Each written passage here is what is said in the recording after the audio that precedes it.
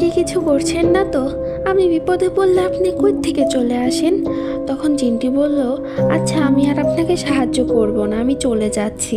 তখন আমি বললাম, আরে রাগ করছেন কেন? আমি তো এমনি মজা করে বলছি। আপনি আমার সঙ্গে না থাকলে ওই দুষ্ট ছেলেগুলো তো আমাকে মেরেই ফেলবে। এই বলার পর সে অনেক হাসলো আর বলল, আমার শরীরে অনেক শক্তি আছে, আপনি কি তা জানেন? এভাবে কথা বলতে বলতে মাহিম জিনের সাথে আমার অনেক ভালো সম্পর্ক হয়ে যায়।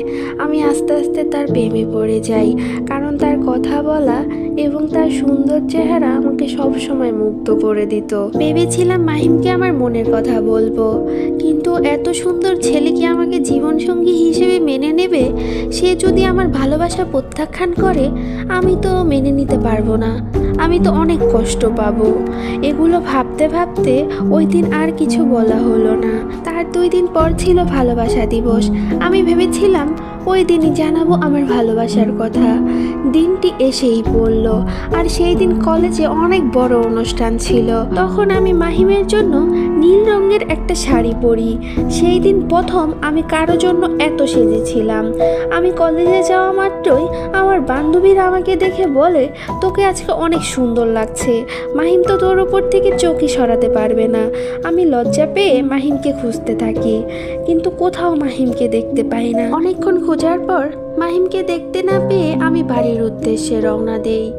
আমার অনেক রাগ উঠছিল, তাই আমি অনেক তাড়াতাড়ি হাঁটছিলাম। আমি সেই রাস্তায় আসতেই থেমে যাই, কারণ সেই দিনে সেই 5টি খারাপ ছেলে দাঁড়িয়েছিল।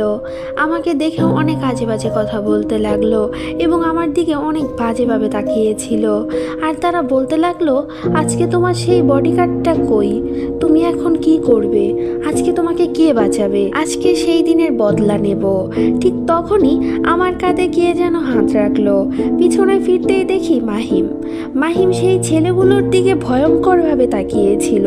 ছেলেগুলো মাহিমকে দেখেই ভয়ে দৌড়ে পালালো। তখন আমি মাহিমকে বলি, আমি আর তোমার সঙ্গে কোনো কথা বলবো না, আমি তোমার উপর রাগ করেছি। তুমি কেন আমাদের কলেজের প্রোগ্রামে আসলে না? আজকে আমি তোমাকে একটা কথা বলতে চেয়েছিলাম। তখন মাহিম বলে, আজকে আর কিছু তোমার কাছে লুকাবো না, আমি তোমাকে সব বলতে চাই। পরের পার্ট লাগবে, বেশি বেশি কমেন্ট করো।